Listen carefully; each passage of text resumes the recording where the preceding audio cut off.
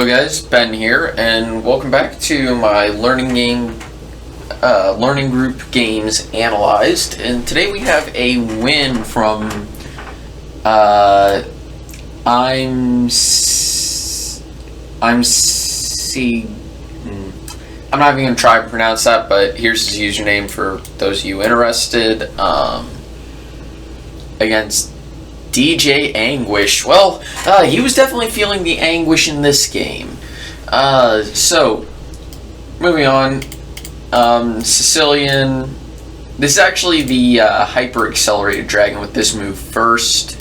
And the idea is to take the idea of the accelerated dragon, which goes something like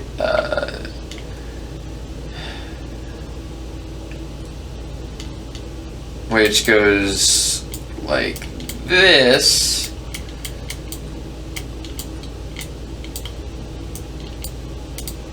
To the extreme, and of course the idea is to play d5 in one move and save yourself a tempo. This is the hyper accelerated dragon, where you're not gonna.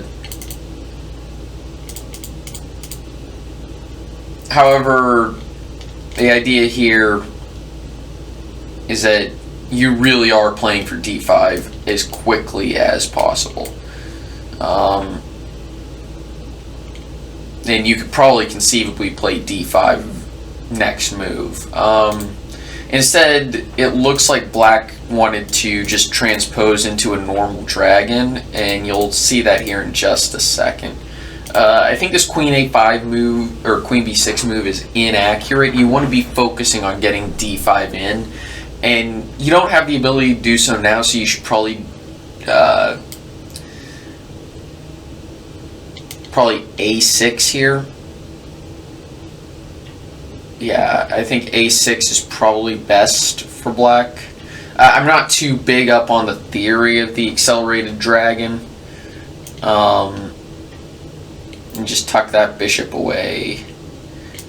You still play b5, and after, oops, not queen d3. Boo, queen d3. Boo.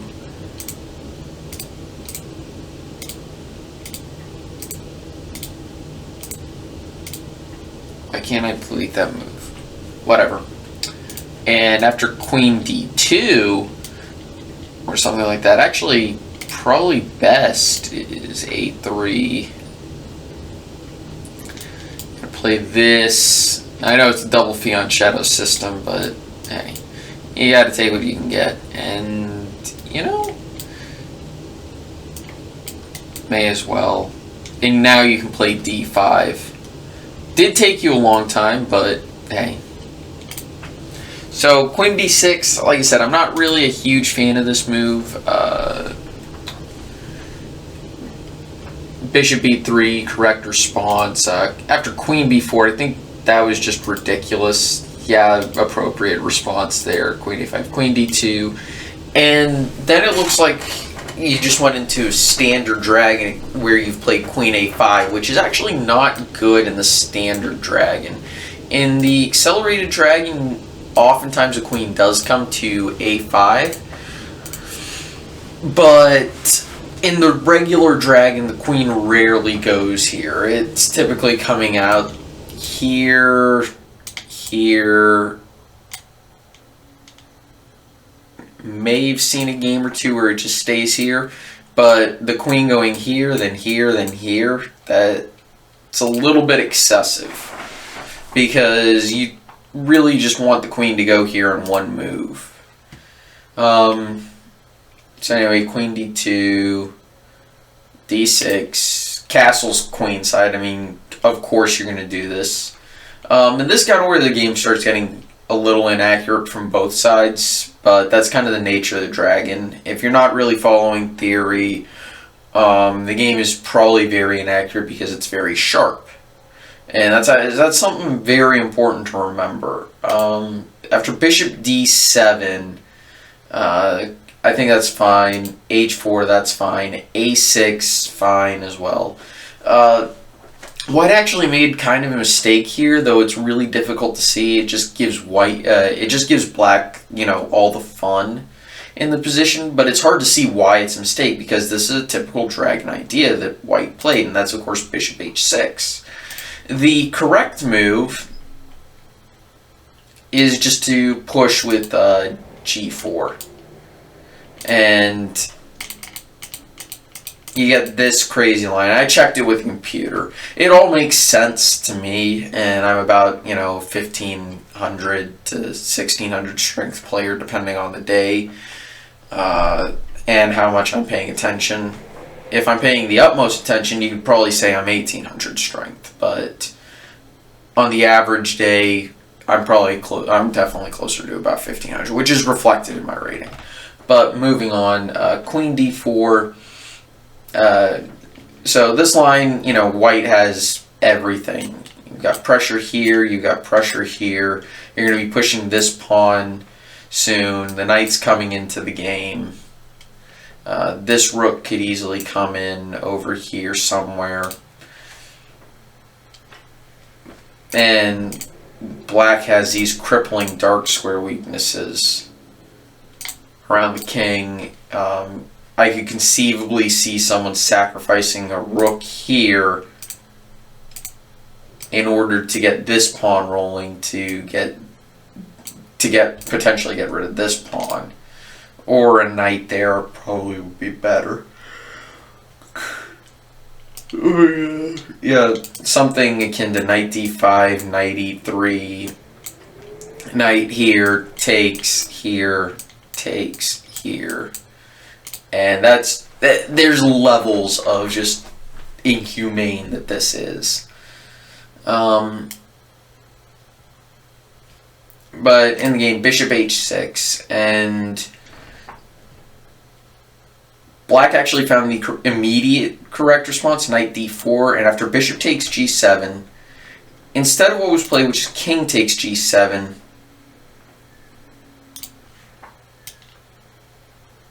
black really needed to play this because guess what? Now, count the minor pieces. Yeah, black's up a piece and is having all of the fun. And after h5, queen e5, takes, king here, you can definitely see not only is black up a piece, but there's no real weaknesses in the position. The king is covering a lot of would-be dark squared weaknesses. The queen is coming along well.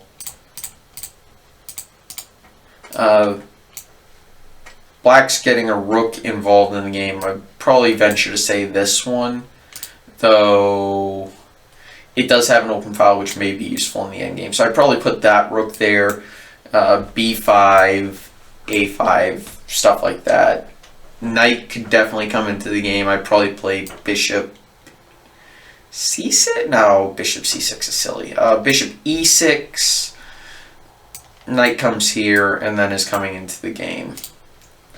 And of course, you've got a lot of weaknesses here around the king. And again, a very exposed king.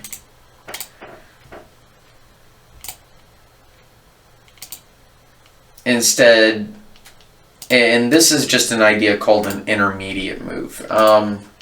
Anyway, so winds up happening, everybody's equal. And then e5. White plays queen d2, which I do not like. I would actually play this move, queen takes d6, in a heartbeat. And in addition, this is a computer move. So after bishop e6, and I'm just showing the computer line. It's hard to find another move. You can't really take that, and that's actually the idea behind this, is you want to take this piece, this pawn right here. It might take me a few minutes to find this, but something like this does make a lot of sense to me. So after all the exchanges, you end up taking a pawn and then trading into this endgame where, I do agree. I do really like white. You've got two extra pawns. You've got control of the only completely open file. You don't have any major weaknesses. Anyway, so after queen d2, Rook b8. I would have tried rook c8. h5, correct move. Bishop c6 may have been more accurate, but I can hardly fault this move. And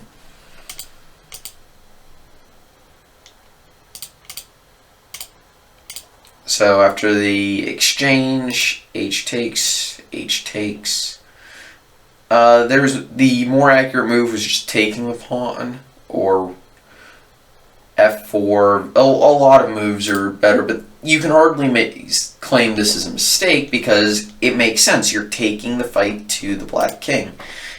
Now this was a bit of a, I'm going to say, make a little critique of this. Always bring more into the attack. While queen g5 does, you know, open up some possibilities, playing rook here is better first off.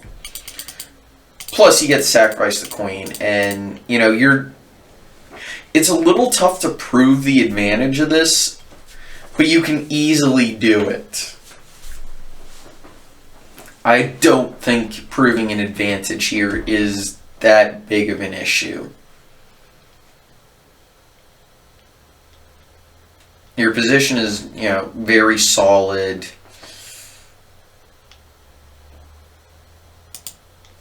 Okay, so instead taking there, I'm not really sure why, or rook g8, I'm not really sure why. After queen g5,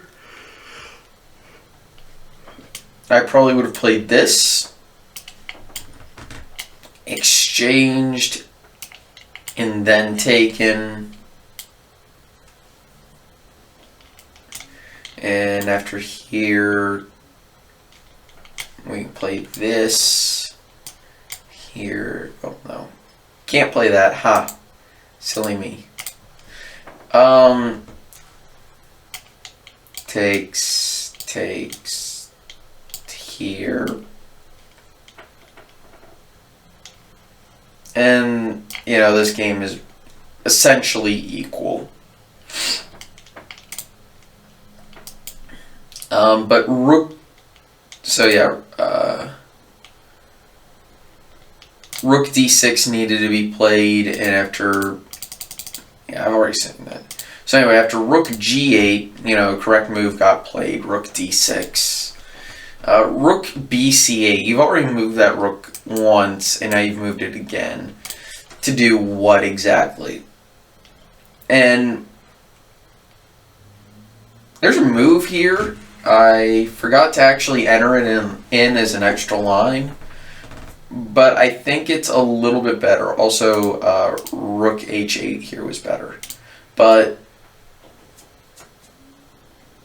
there's a line here, I forgot to enter it, but I really, really, really like it. And it starts with knight here, here, here,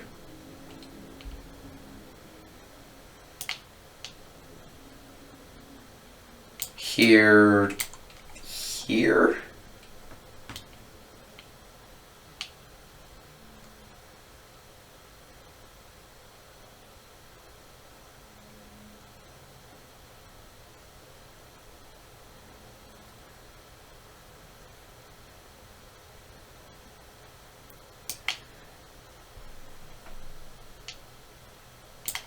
Here.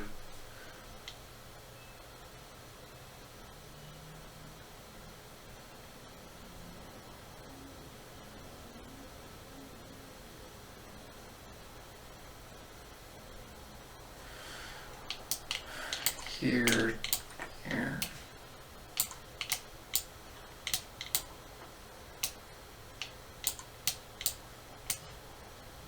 No, that's a bad line. Trying to remember exactly what the line is. Or was it here?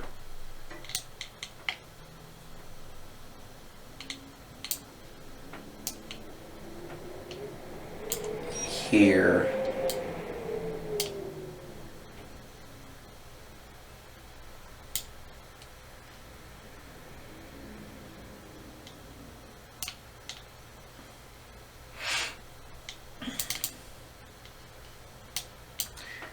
go, and after this, this.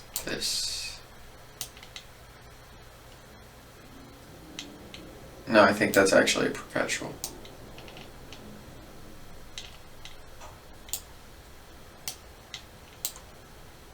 Yeah, actually that's probably very bad.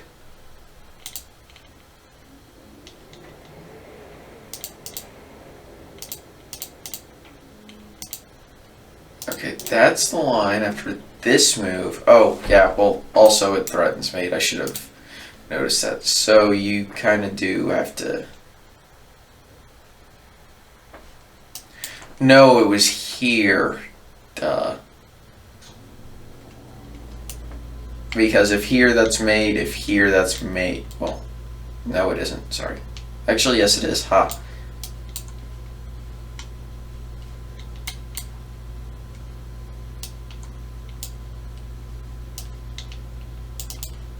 If he moves here, that's checkmate. And if he moves here, that's mate. So, with every move being checked, so, oops.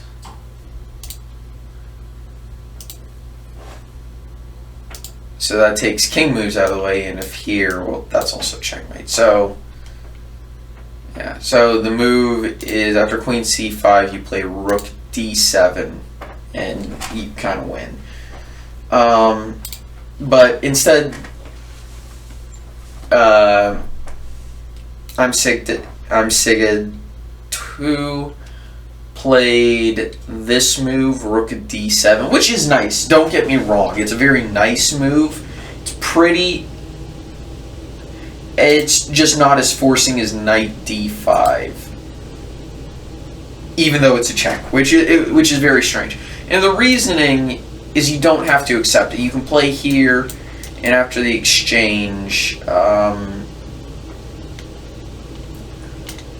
you are definitely better, and doesn't matter where the king moves. Let's just put it here. Now you're up an entire knight, and you know you're threatening all sorts of stuff. So. And actually, I just included another line here.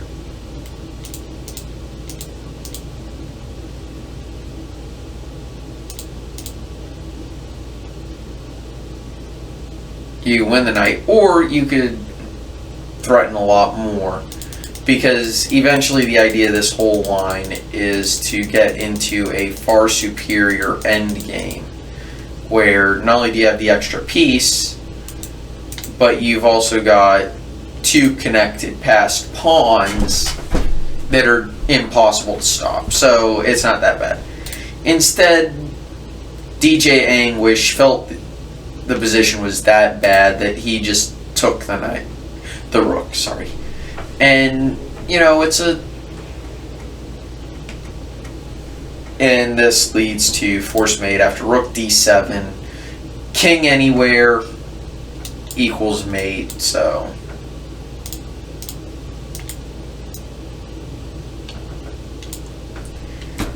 we don't really need to look at that too much. Anyway, thank you guys for watching, and good job on Imsighked 2 for his takedown of DJ Anguish, with a nice little sacrifice at the end.